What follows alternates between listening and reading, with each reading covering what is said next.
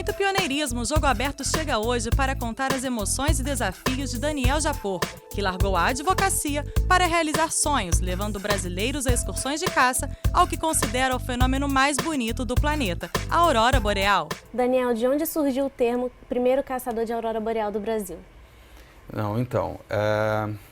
Eu acredito que tenha no Brasil havido outra pessoa que tenha buscado a aurora boreal no passado, de forma como turismo e tal, mas é que eu realmente fui o primeiro brasileiro a desenvolver a atividade de acompanhar pessoas. E quando você decidiu estudar sobre a aurora boreal e transformar isso num negócio, levar as pessoas para poder ver?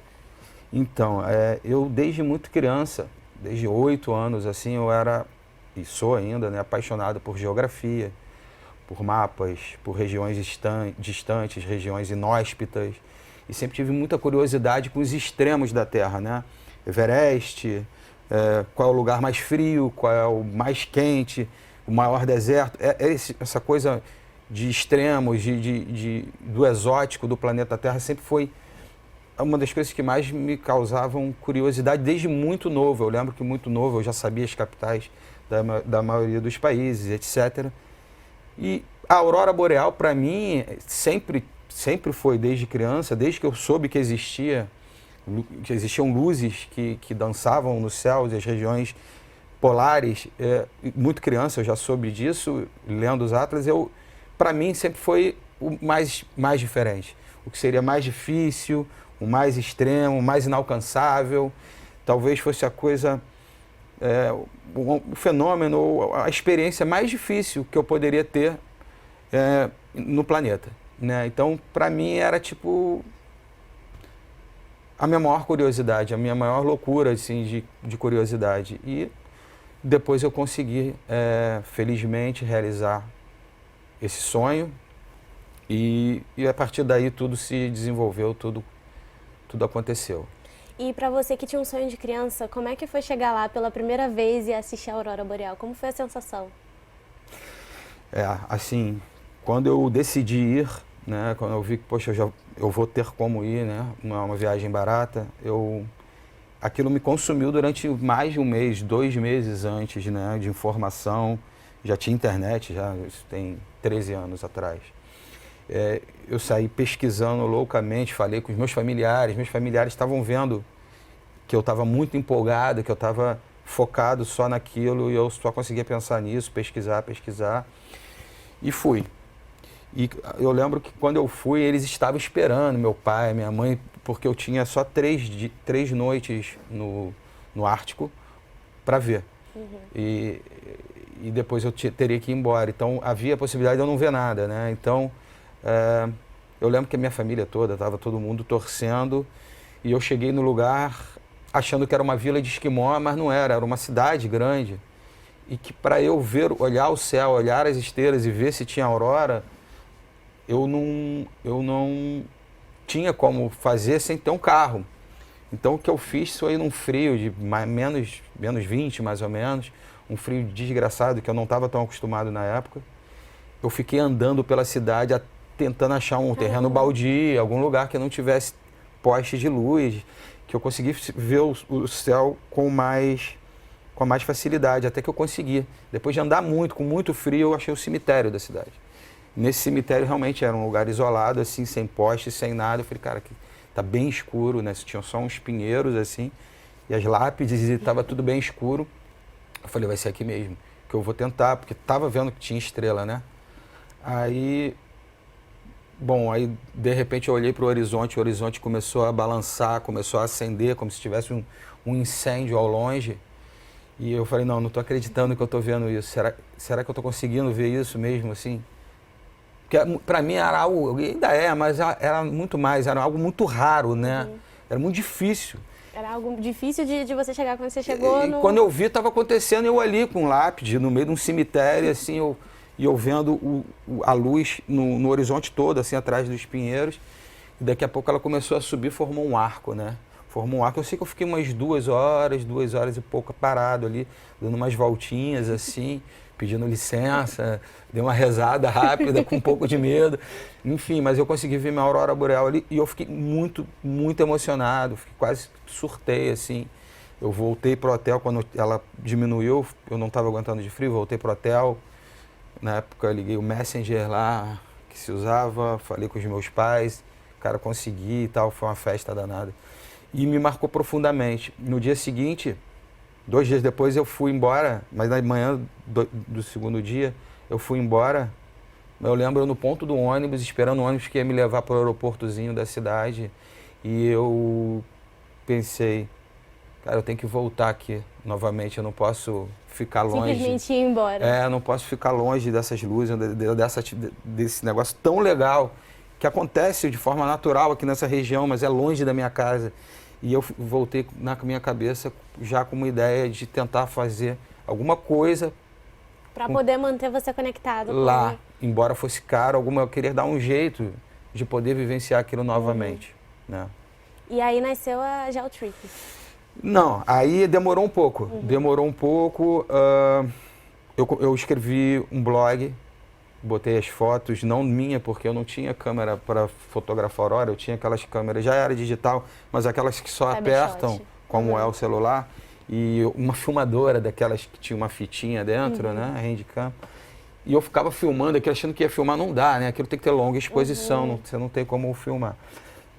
Mas eu, usando imagens de outras pessoas, escrevi sobre a minha experiência, sobre a minha ideia, dizendo que, poxa, dava para fazer, como fazer, incrementei ainda mais e fiz um blog e a galera começou a ver.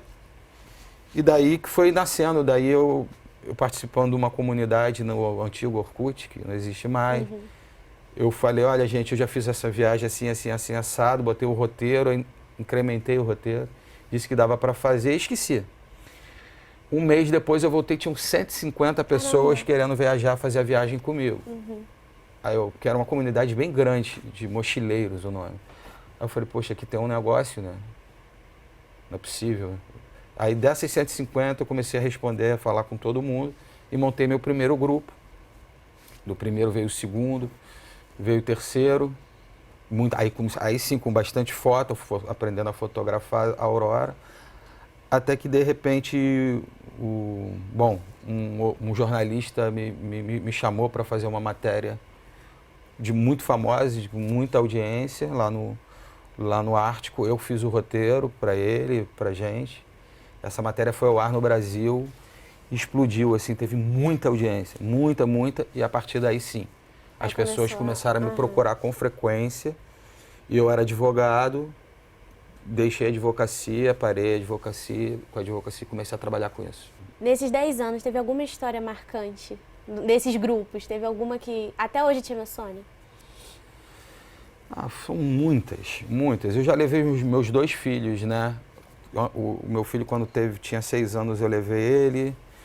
Para mim foi muito importante mostrar isso para ele. Para minha filha agora, em outubro, ela foi também. Os 5 com o meu pai, com 73 anos. Que estava vendo eu fazendo isso há muitos anos e não tinha nem ideia do que era.